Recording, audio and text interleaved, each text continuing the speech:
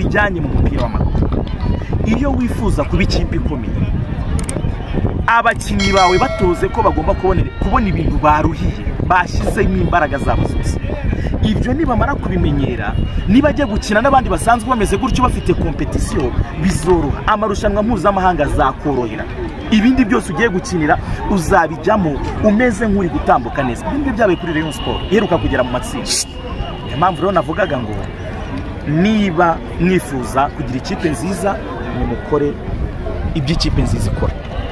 Ariko niwicara ukavuga ngo ndatanga prime yanjye n'iy'abandi, ndaganira n'uyu ndetse n'uriya kugira ngo nze kubona umusaruro, ntabwo wabikora mu marushanwa mpuzamahanga ahantu hari abantu bakurusha amafaranga.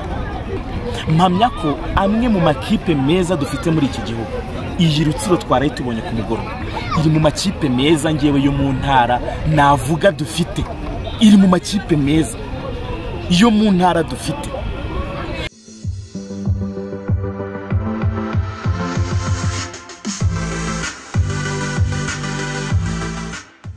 Wasiri, reka wenda nge mitembaza ko ibyo bintu guca mu marenga ngo hari abantu babona ibintu batarohiye. Ese wenda wavuze kuko uvugisha kuri abo bantu bashobora kuba wenda muri match zishize barabonye ibintu batarohiye ni bandi? Ntago ndi buze kujya ku mazina, ariko niba mureba amashampiyona menshi agiye atandukanye yo muri Afurika, ayo makipe mwayamenya, ayo makipe murahita muyamenya. Izo kipe rero niyo zigiye mu marushanwa mpuzamahanga, umusaruro wazo murawubona uko bugenda. Niyo mpamvu rero tutagiye muri detail nyinshi, iyo ufite ikipe nziza yiteguye neza, yakoze ibintu byayo neza, nujya no marushanwa mpuzamahanga bizakunda.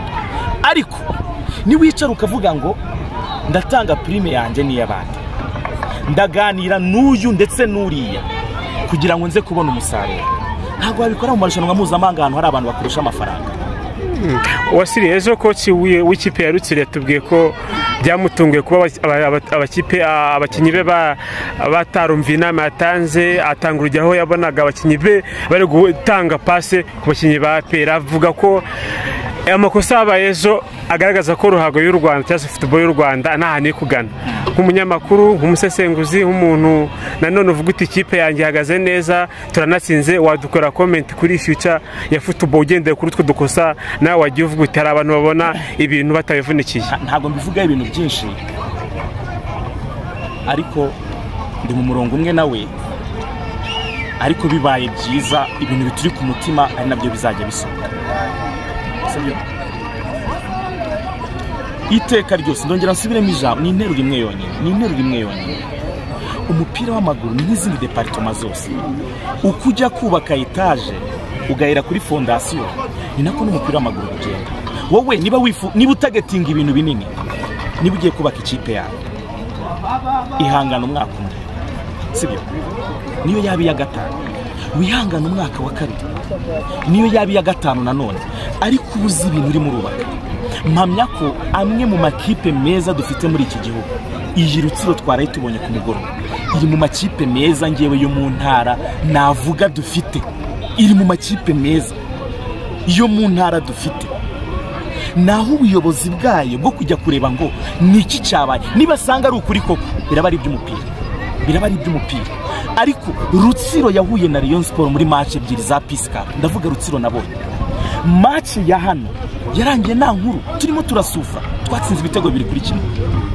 Match y'i Kigali byasabye kwanlockinga match kuri kufra ya Omborenga. None iyo kipe ko ifite inkuru yisubiramo yo gutsindwa ibitego 5-6 n'ikipe imwe, niki kirimo kiraba? Iki cyo ntabwo mwakibaza, niba nta wundi muntu wigeze yitsinda ibitego bingana gutyo. Nawe Rayon Sport ikomeye igenda, twatsindiye hano Rutsiro igitego 1-0 muri shampiyona, nacyo kigoye, byasabye exploit idasanzwe umuntu witwa Haji, basigiye ihurizo ndatashye. None iyo kipe ikomeye gutyo, ikipe iremereye gutyo, niki gituma inkuru ihora yisubiramo ko batsindwa ibitego byinshi n'umuntu umwe?